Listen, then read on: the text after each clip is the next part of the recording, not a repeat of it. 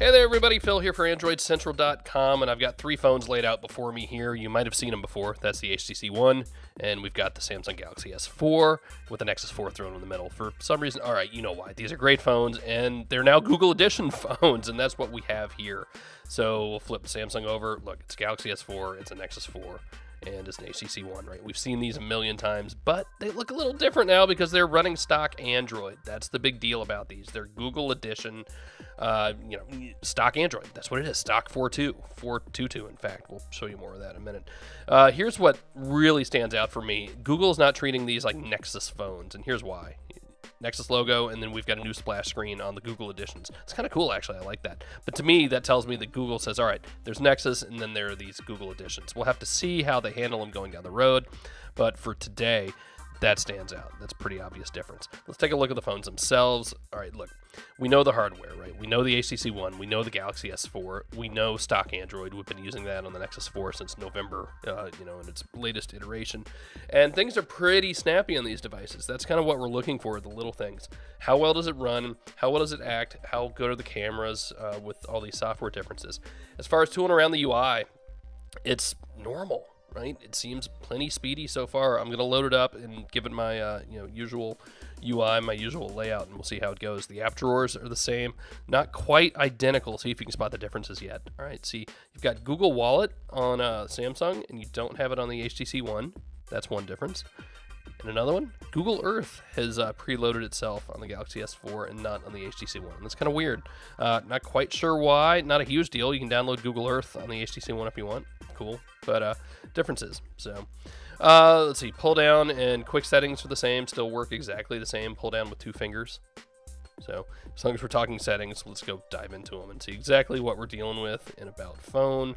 Android 4.2.2, Android 4.2.2, most recent build. Again, exactly what we expected to see here. Nothing has really changed in that regards. I know it's not 4.3 yet. You're going to have to wait a little longer. As long as we're here, let's look at the storage. That was a big deal with the Galaxy S4 because the stock Samsung ROM took up so much space. We've got about 11 gigabytes and change free here on this Google Edition Galaxy S4. It's a 32 gigabyte device for the HTC One, so you've got more storage there. But remember, you do have the SD card on the Galaxy S4.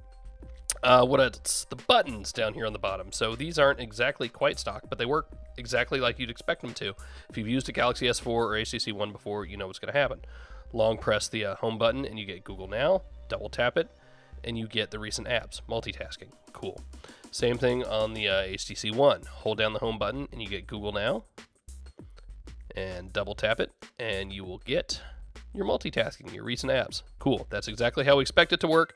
It just is done up in the Google UI instead of Samsung's iteration of it or HTC's version.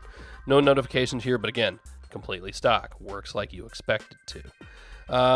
So that's kind of it for those, I think. Again, stock Android. We're used to it.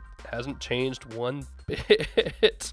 And it's running pretty well. I'm happy with them. The camera's another story. We're going to have to do some tests, take some pictures, and we're going to see what those look like. So look for those in a different post.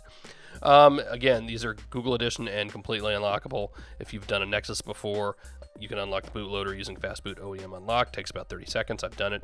If you've got the Galaxy S4, the flip case works just fine. So stock Android indeed. That's definitely not stock, but it works fine. It's cool. That's good. I like that. Here is another change we've discovered, and that is the camera app has been updated. So on the right here, we have the Nexus 4, and on the left, we have the Google Play Edition Galaxy S4. And you see the options there. When you hold down, they go in a ring fashion.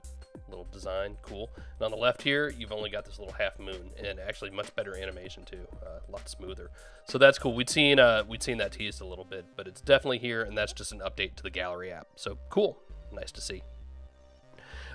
Beats Audio is on board the HTC One. You can turn it on and off in the settings. You won't actually see the Beats Audio logo up top, but that's okay because it's still on the back. So just in case you forget, I guess.